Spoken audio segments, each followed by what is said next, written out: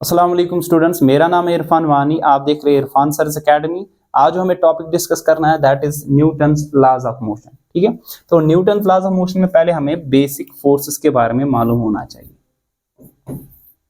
What are the basic forces? So basic force जो हमारे पास यहाँ पे एनएलएम में यूज होंगे वो तीन टाइप के फोर्सेस हमारे पास है।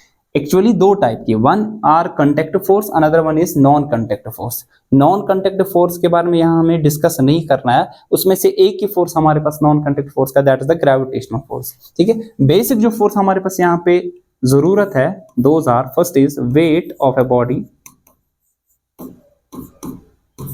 सेकेंड जो हमारे पास है दैट इज नॉर्मल रिएक्शन,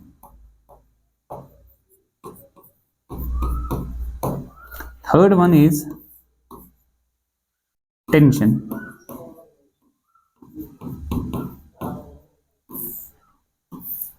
सो तीन टाइप के फोर्स जो ज्यादातर हमें एनएलएम में यूज हो गए, those are, one is weight, another one is normal reaction, another one is the tension in the string. ठीक है, ये तीनों फोर्सेस को हम डिस्कस कर लेंगे। यू नो दैट कि फर्स्ट ऑफ ऑल कि हमारे पास वेट क्या होता है, व्हाट इज ए वेट?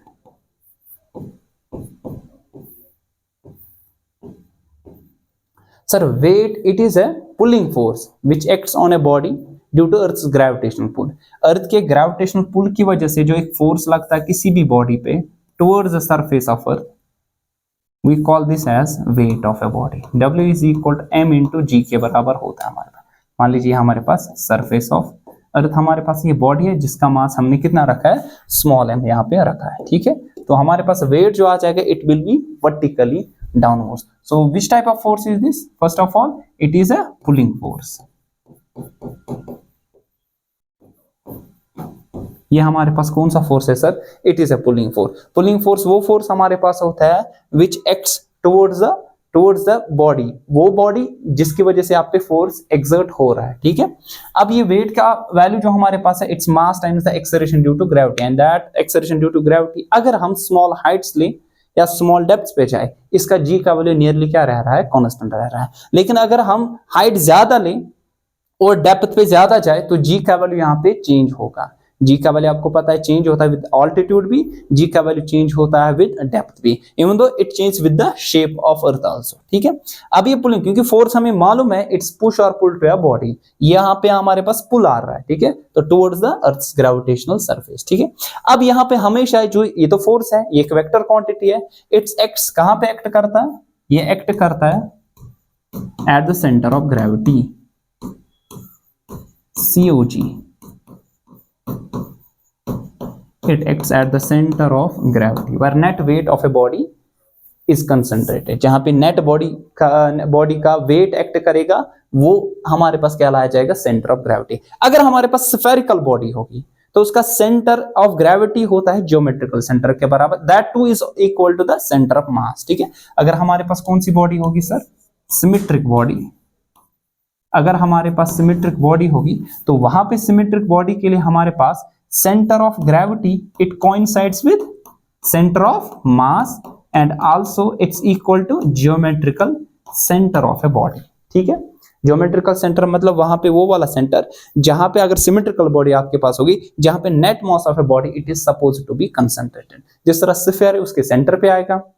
अगर मैं यहाँ पे क्यूबाइड लूंगा यहाँ पे, तो क्यूबाइड जो उसके बॉडी डायगोनल्स है वो कहाँ पे इंटरसेक्ट कर लेंगे, वो इसका सेंटर होगा, that will be termed as it is geometrical centre. ठीक है, that will be also equal to centre of mass and also centre of gravity. लेकिन अगर अनसिमेट्रिकल बॉडी होगी तब सेंटर ऑफ मास कोइंसाइड नहीं करेगा ज्योमेट्रिकल सेंटर पे। ठीक है, तो ज्योमेट्रिकल सेंटर पे हमेशा बॉडी के, अगर हम देखा जाए ज्योमेट्रिकल सेंटर पे हमेशा बॉडी के दो हिस्से होते हैं। ठीक है, लेकिन जरूरी नहीं है वहां पे सेंटर ऑफ मास एक्ट करेगा। जिस तरह अगर मैं बता दूं आपको, ये आपके पास ऐसी बॉडी है। ठीक है, ज्योमेट्रिकल सेंटर अगर मैं बता दूं, इसका बीच वाला हिस्सा मान लीजिए वो यहाँ पे होगा, लेकिन सेंटर ऑफ मास मत इधर एक्ट करेगा, सेंटर मास यहाँ पे थोड़ा एक्ट करेगा। क्यों? क्योंकि यहाँ पे मास बहुत ही ज्यादा है। ठीक है, बात आई समझ? ठीक है, तो ये हमारे पास था पहला force, that is the wait of a body. It's always acts on a body vertically downwards toward the surface of earth because it is a pulling force। ठीक है, अच्छा अगर यहाँ पे देखिए एक बॉडी अगर हमारे पास इंक्लाइनेड प्लेन पे होगी, बॉडी अगर हमारे पास इंक्लाइंड प्लेन पे होगी तो इस पे वेट कैसे एक्ट करेगा,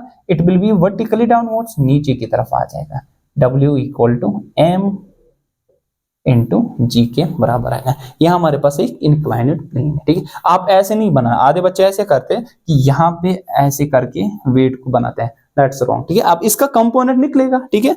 वाई कंपोनेंट क्यों निकलेगा यहाँ पे? क्योंकि एक वेक्टर क्वांटिटी है, वेक्टर क्वांटिटी को हम यहाँ पे कंपोनेंट्स में लिख सकते हैं, ठीक है। तो इसके दो कंपोनेंट्स आएंगे, एक इधर की तरफ, दूसरा इधर की तरफ, है कि नहीं। अगर ये एंगल थीटा है, हमें पता है ये एंगल थीटा है, ये एंगल भी कितना होगा सर? थीटा। तो यहाँ पे कौन सा कंपोनेंट, जहां से थीटा वहां से कौन सा कंपोनेंट? कॉस कंपोनेंट, तो ये आएगा mg कॉस ऑफ थीटा। यहां से क्या आ जाएगा sir? mg sine of theta. तो यहाँ पे दो कंपोनेंट्स आ जाएंगे, ठीक है। तो अगर आपके पास इंक्लाइंड प्लेन है तो रेजोल्यूशन कर लो वेक्टर का एक कंपोनेंट। अब कौन सा ड्राइविंग फोर्स यहाँ पे है? कौन सा? अगर ये स्मूथ सरफेस है ना, कौन सा ड्राइविंग फोर्स? ड्राइविंग फोर्स का मतलब ये है जिसकी वजह से इसमें नेट एक्सेलरेशन आ जाएगी, वो कौन सा है? mg sin theta component. पूरा g नहीं है, इसका कौन सा कंपोनेंट? वेट का साइन वाला कंपोनेंट यहाँ पे आ जाएगा, ठीक है। पूरा वेट इस पे नहीं एक्ट कर रहा है जिसकी वजह से एक्सेलरेशन इसमें आ जाएगी।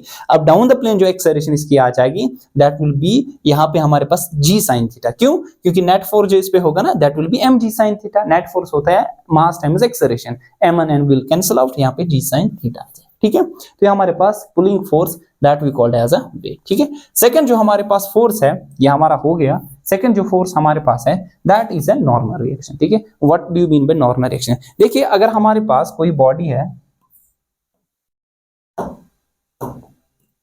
मान लीजिए हमारे पास बॉडी है ऑन द सरफेस ऑफ अर्थ, मान लीजिए एग्जांपल लेते हैं ये हम पे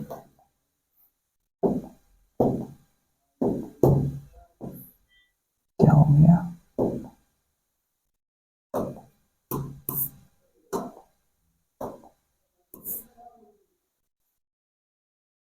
ये body it's on the surface of, इसका मास कुछ m स्मॉल है, ठीक है। तो नीचे की तरफ इस पे आ जाएगा अर्थ की वजह से weight W is equal to m into G के बराबर आ जाएगा ना, ठीक है। अब आपको मालूम है आपको नीचे की तरफ वेट आ रहा है, ठीक है। बॉडी अर्थ जो है ना ग्रेविटेशनल पुल उसकी वजह से जो आ रहा है आप पे दैट्स m इंटू जी के बराबर, ठीक है। लेकिन जब हम चलते हैं हमें वेट वर्टिकली डाउनवर्ड्स आता है, लेकिन हम इजीली चल पाते हैं ना, इजीली चल पा, नहीं लगता कि जैसे कि अर्थ हमें खिंचाव कर रहा है, ठीक है। हाँ जब हम जंप मारते नीचे की तरफ हम जाते हैं वेट हमारा वर्टिकली डाउनवर्ड्स होता है, लेकिन हम इजीली नहीं लग रहा है कि यहाँ पे हमारे पास एक एक्सटर्नल फोर्स है जो कि हमें रोक रहा है अगर हम यहाँ पे अपना पैर उठाए, ठीक है, या कोई बॉडी को अगर हम यहाँ पे लिफ्ट करें, दो वेल अगर वो हेवी उतनी ना हो, क्योंकि ज्यादा हेवी होगी फिर हमें ज्यादा फोर्स देना पड़ेगा वहां पे, ठीक है। ऐसा क्यों होता है? क्या जब आप बैठते हो कि आप जमीन में धंस जाते हो? नहीं, ऐसा नहीं है सर। क्यों? The reason is there is a force, you know that Newton's third law of motion, for every action there is equal and opposite reaction, ठीक है। जितना आप फोर्स इधर की तरफ दे रहे हो सेम फोर्स उधर से आपको आ रहा है, ठीक है। आप सरफेस पे कितना फोर्स लग रहा है, क्योंकि आपका वेट जितना है m इंटू जी के बराबर, तो सेम फोर्स आपको वापस सरफेस दे रहा है, ठीक है। That normal force which acts upon the normal to the body, जो force normal to the body लगता है, ठीक है, that particular force we call as normal reaction. n से इसको डिनोट करते हैं या r से भी इसको डिनोट कर सकते हैं। What is now normal reaction? Normal reaction it is a normal force which acts whenever the two bodies are in contact। जब तक दो बॉडीज कांटेक्ट में नहीं होगी ना तब तक ये फोर्स कभी भी यहाँ पे एक्सपीरियंस नहीं करोगे, ठीक है। ये जरूरी नहीं है कि यहाँ पे आपके पास होगा, ऐसा हो सकता है हमारे पास दो बॉडीज ऐसे कांटेक्ट में होगी, टू बॉडीज ऐसे कांटेक्ट में हो सकते हैं, ये एक बॉडी है ये दूसरी बॉडी है, ठीक है। अब यहाँ पे इन दोनों की वजह से आपस में क्या लगेगा? Normal reaction, let's suppose that is n। जितना ये इस पे करेगा सेम उतना ही करेगा, क्योंकि for every action there is equal and opposite reaction. So what is now first of all what is now normal reaction? Normal is it a pushing force और pulling force? Normal reaction it is a what type of force? It is a pushing force.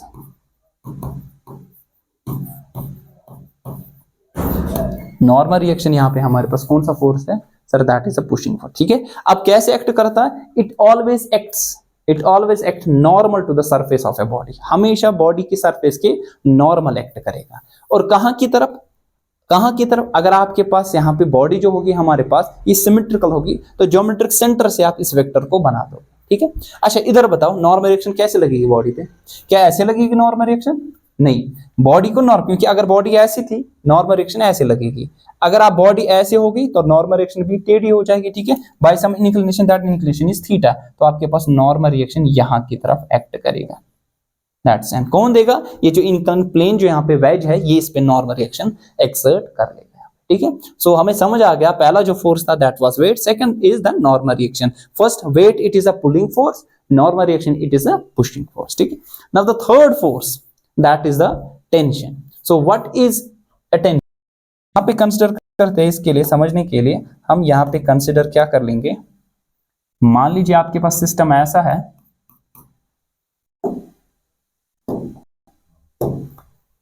एक यहाँ पे उसके साथ मैंने एक मास को जोड़ दिया। ठीक है, ये मास है, इस पे फोर्स एक आ जाएगा नीचे की तरफ W equal to M into जी।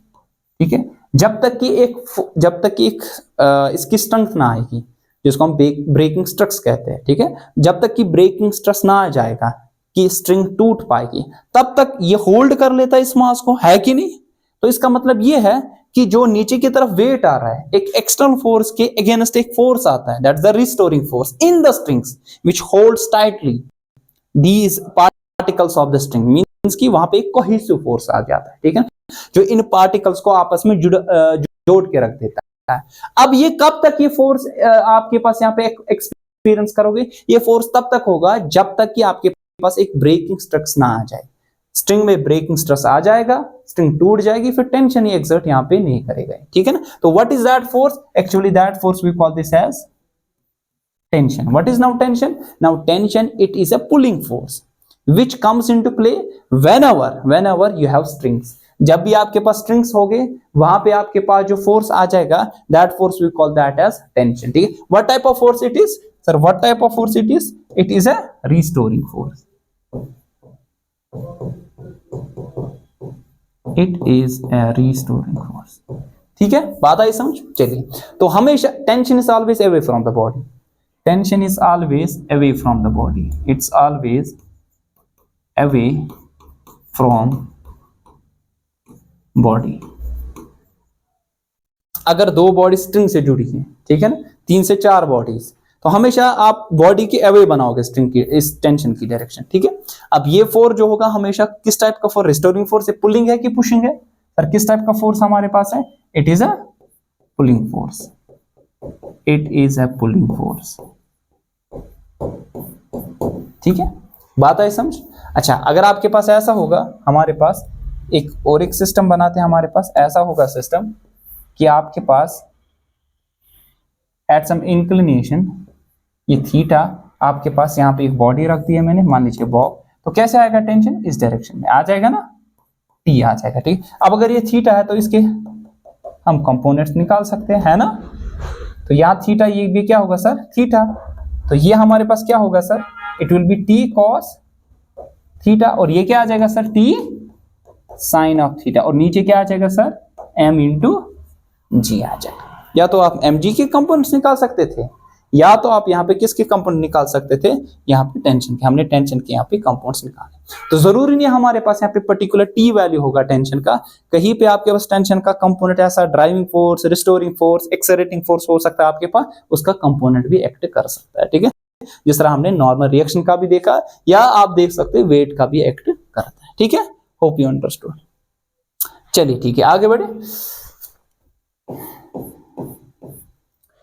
अच्छा, जब भी हम बात करेंगे लॉज ऑफ मोशन में स्ट्रिंग्स के बारे में, ठीक है, स्ट्रिंग हमेशा हम जो यहाँ पे कंसिडर कर लेंगे, स्ट्रिंग जो भी होगी हमेशा इट विल बी मेजॉरिटी क्या 99.99% केसेस में, नीट और जेई में जो सवाल आते हैं लगभग 100% केसेस में स्ट्रिंग जो भी होगी ना वो होगी मासलेस, हम इसका मास कंसिडर नहीं करते as compare to the body, जो ब्लॉक्स वहां पे होंगे, बॉडीज होंगे, उनके हिसाब से यहाँ पे मास कुछ नहीं होगा।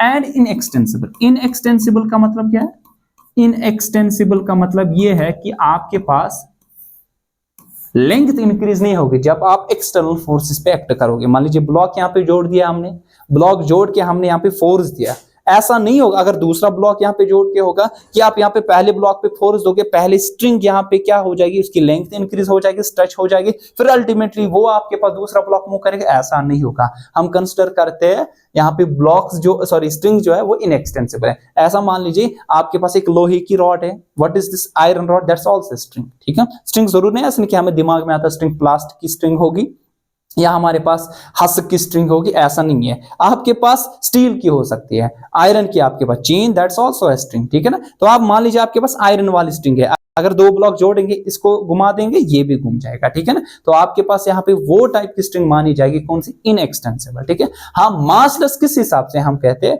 मास जो ब्लॉक्स वहां पे होंगे या डिफरेंट जो आपके पास बॉडीज थ्रू स्ट्रिंग जुड़े होंगे किसी भी टाइप की, उनके मुकाबले में वहां पे जो मास होगा वो नेग्लिजिबल होगा, ठीक है। ये हमारे पास था किसके हिसाब से, ये स्ट्रिंग, तो स्ट्रिंग आया समझ। सेकंड जो हमारे पास यहाँ पे यूज होता है दैट इज पुली।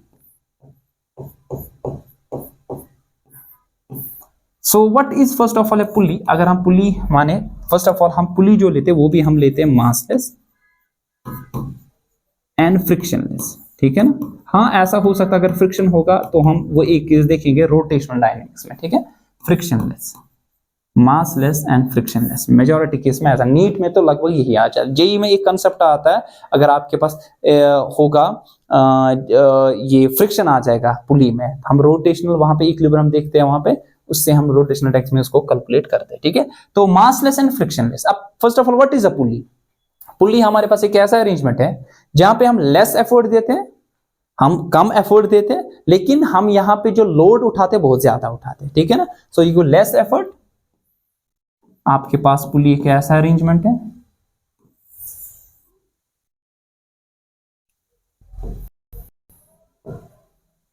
ठीक है। तो यहां से आपके पास स्ट्रिंग जोड़ देंगे,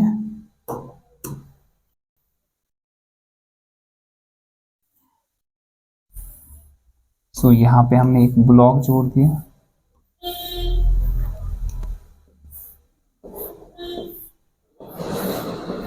ठीक है। ये दो ब्लॉक्स हमारे पास यहाँ पे जो हमने स्ट्रिंग के साथ जोड़ दिए, ठीक है। मान लीजिए इसका मास है m1 और इसका मास क्या है हमारे पास m2 है, ठीक है।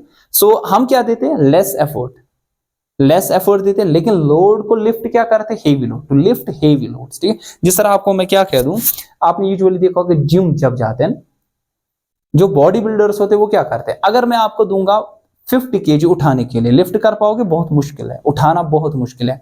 लेकिन वही अगर मैं वेट आपको बता दूं वहां पे पुल्ली की वजह से उठा दो, इजीली लिफ्ट कर पाओगे, आप इजीली उस चीज को वहां पे लिफ्ट कर पाओगे। क्यों, क्योंकि आपका जो आपके पास वो जो लोड उठाते हैं वो डिस्ट्रीब्यूट होता है, वहां पे आप फोर्स जो देते हो ना बहुत कम देते हो, अगर सेम फोर्स वहां पे दोगे नहीं लिफ्ट कर पाओगे।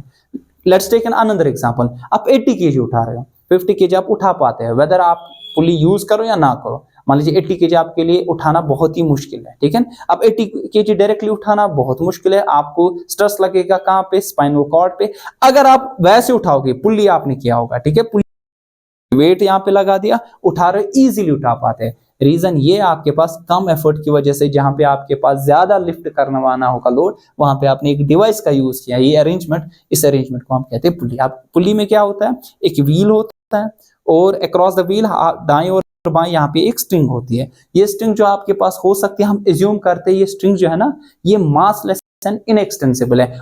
उससे क्या होगा, उससे ये होगा कि जो टेंशन आ जाएगा ना, ये जो टेंशन होगा ना स्ट्रिंग में,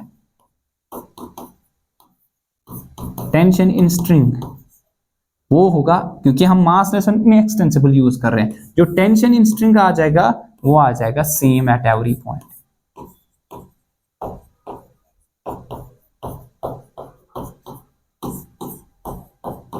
हर एक पॉइंट पे वो क्या आ जाएगा, सेम। अगर आपके पास ये मासलेस नहीं है, इनएक्सटेंसिबल नहीं है, जो टेंशन आपके पास आएगा हर एक जगह वो क्या आ जाएगा सर, डिफरेंट आ जाएगा, ठीक है। बात है जरा इस पे पता, फोर्सेस क्या क्या लगेंगे हमारे पास, यहाँ पे फोर्स नीचे की तरफ से क्या आ जाएगा, m2 इंटू जी, ठीक है। यहाँ पे नीचे की वजह से क्या आ जाएगा, m1 इंटू जी, ठीक है। अब उस पे क्या आ जाएगा और एक फोर्स, और क्या चीज हमारे पास यहाँ स्ट्रिंग है ना, तो स्ट्रिंग में क्या आ जाएगा, tension is always away from a body, तो यहाँ पे टेंशन आ जाएगा T, away from a body T, ठीक है ना। अच्छा, सेम स्ट्रिंग सेम टेंशन, ठीक है, क्योंकि हमने बता दिया हमारे पास ये जो स्ट्रिंग है ना ये इनएक्सटेंसिबल हमने एज्यूम किया। अब ये अगर स्ट्रिंग दूसरी है तो यहाँ पे मान लीजिए T डैश आ जाएगा, ठीक है ना। तो ये हमारे पास है कि डिफरेंट फोर्सेस क्या एक्ट करते हैं यहाँ पे डिफरेंट बॉडीज पे, ठीक है। तो ये हमारे पास एक अरेंजमेंट यूज होगा, इस अरेंजमेंट को हम क्या करते हैं पुली, जहां पे आप लोड जो देते हो, सॉरी जो आप फोर्स देते हो, एक्सटर्नल फोर्स मींस कि लोड जो आप देते हो वहां पे कम देते हो, जिसकी वजह से लिफ्ट जो करवाते हो लोड को, एक्सटर्नल जो हमारे पास होता है उसको ज्यादा लिफ्ट करवाते हो।